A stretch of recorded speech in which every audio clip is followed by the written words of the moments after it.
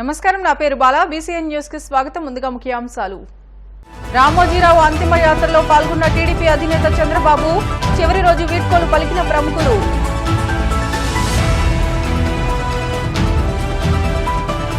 I-PAC volunteer వ్యవస్థపై మాజీ మంత్రి కొట్టు సత్యనారాయణ ఫైర్. వీటి కారణంగానే వైసీపీ ఓడిపోయిందంటూ ఆవేదన.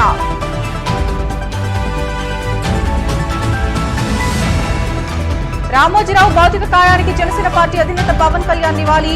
అక్షరానికి సామాజిక బాధ్యత ఉందని నిరూపించారంటూ ప్రశంస.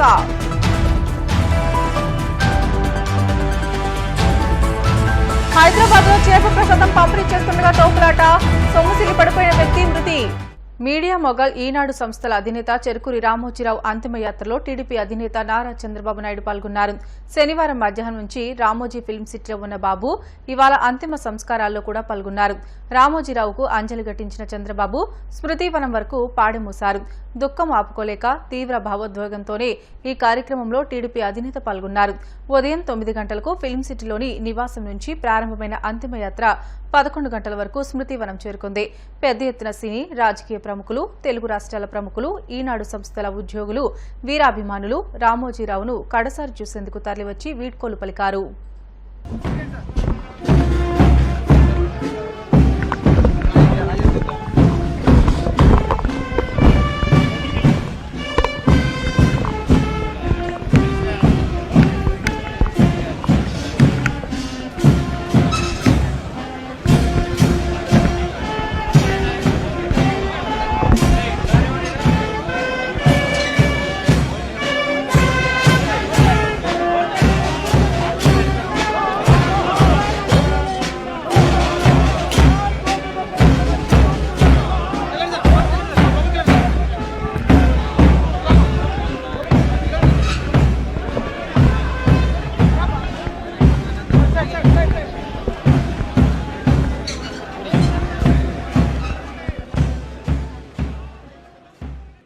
పర్పస్ కోసం పుట్టిన వ్యక్తి ఈరోజు చనిపోవడం జీర్ణించుకోలేకపోతున్నాం. రామోజీరావు గారు నాకు 40 సంవత్సరాలుగా తెలిసాయని. ఆయన అనునిత్యం సాధన చేసింది, సమాజ హితం కోసం పనిచేశారు, ఈ తెలుగు జాతి కోసం పనిచేశారు. ఒక మామూలు గ్రామంలో పుట్టి, సాధారణ కుటుంబంలో పుట్టి, ఒక అసాధారణమైన వ్యక్తిగా తయారు కావడమే కాకుండా ఆయన ఈరోజు చూస్తే ఒక వ్యక్తి కాదు, ఆయన ఒక వ్యవస్థ కింద తయారయ్యారు. ఆ రోజు ప్రారంభించింది మనం ఒకసారి చూస్తే మార్గదర్శితో ప్రారంభించి, మార్గదర్శి అయిన తర్వాత ఈనాడు ప్రారంభించి ప్రజా చైతన్యాన్ని మనం చూస్తే ఈరోజు రాష్ట్రంలో ఏ ఇంట్లో కూడా నిద్ర లేస్తానే ఈనాడు చదివితే తప్ప బయట వచ్చే పరిస్థితి ఉండదు. అంటే ఆ విధంగా ప్రజల్ని చైతన్యవంతులు చేయడానికి కానీ, విజ్ఞానవంతులు చేయడానికి కానీ అనునిత్యం సాధన చేశాడు. ఆయన ఏ పని చేసినా కూడా నేను మొదటి నుంచి కూడా చూశాను, రాజీ లేదు. 40 ఏళ్లుగా నేను ఆయనతో కలిసి ఉన్నప్పటికి కూడా, ఆయన పరిచయం ఉన్నప్పుడు కూడా ఏ రోజు కూడా ఆయన ఒకటే చెప్పేవాడు, మీరు ఏమి చెప్పినా నేను మాత్రం ధర్మం ప్రకారమే పనిచేస్తాను, విధి నిర్వహిస్తాను తప్ప నేను ఎల్లప్పుడూ ప్రజాపక్షానే ఉంటానని చెప్పి స్పష్టంగా చెప్పిన వ్యక్తి రామోజీరావు గారు. నిన్న చనిపోయే వరకు ఆయనకు ఒకటే కోరిక, నా కోరిక అంతా కూడా నేను అనునిత్యం పనిచేసి పని చేస్తూ పనిలో చనిపోగలిగితే అది నాకు ఆనందంగా ఉంటుంది. నేను చేసే ప్రతి నిమిషం నేను బ్రతుకున్నంత వరకు ప్రజల కోసం పనిచేయాలి, పని చేస్తూనే ఉండాలని చెప్పిన వ్యక్తి రామోజీరావు గారు. కానీ ఈరోజు మనం చూస్తూ ఉంటే ఆయన నిర్మించిన వ్యవస్థలు శాశ్వతం.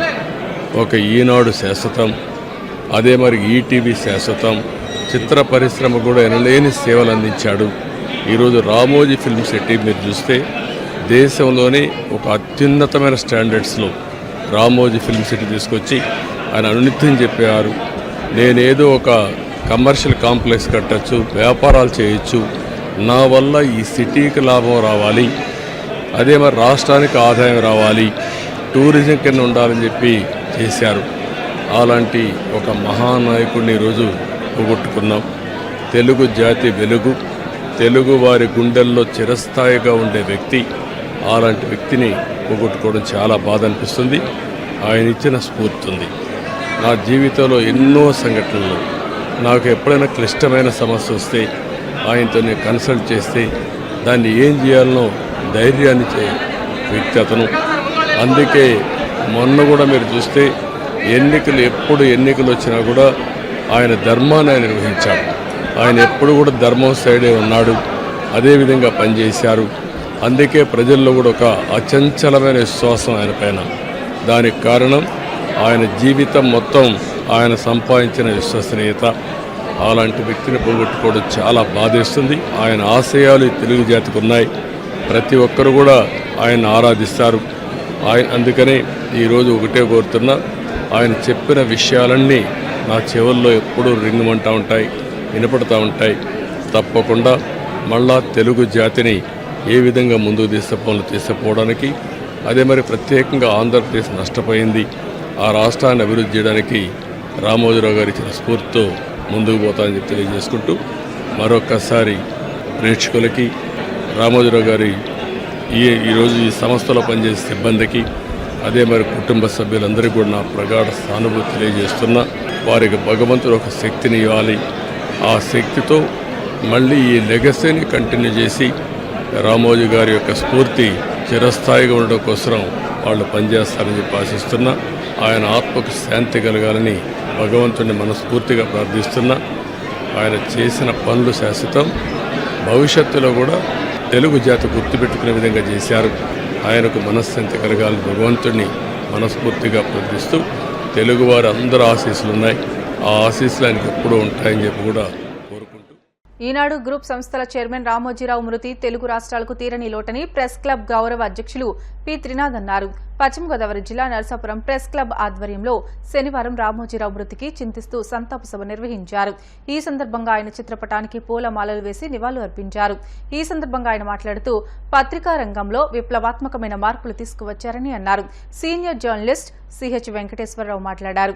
ఈ కార్యక్రమంలో మద్దాల మురళి, పోతిరెడ్డి రాము, కరీంశెట్టి శ్రీనివాస్, అధికారి కొండబాబు, చెరుకూరి రాజేష్, ఆనందరాజు తదితరులు పాల్గొన్నారు.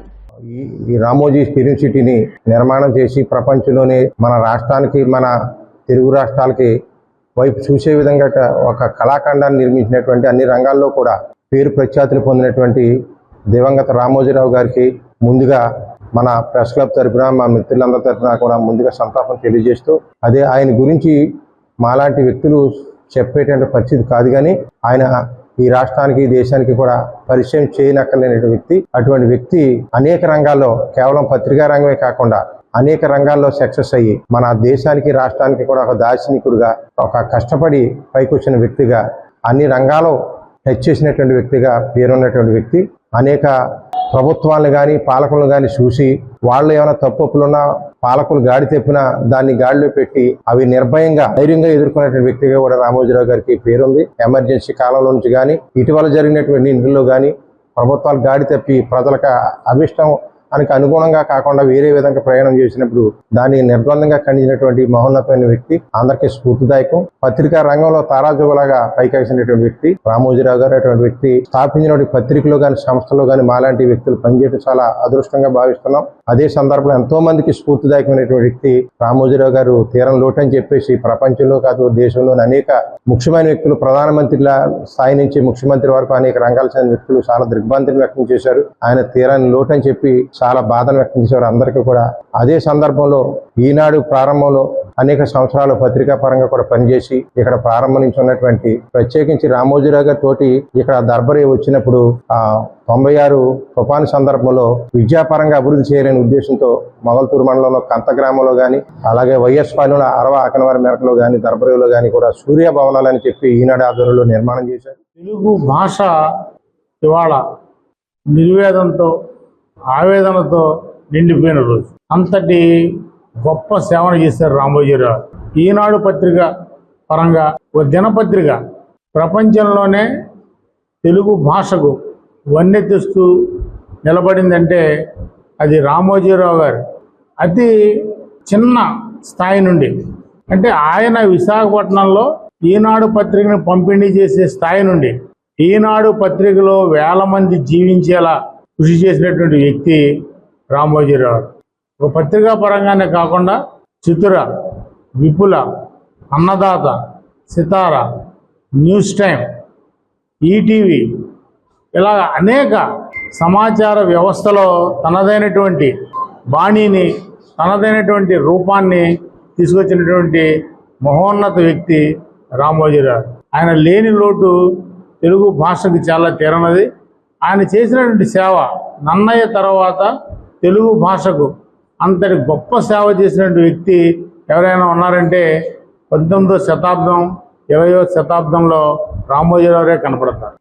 అంతటి గొప్ప వైతాళికుడు ఆయన.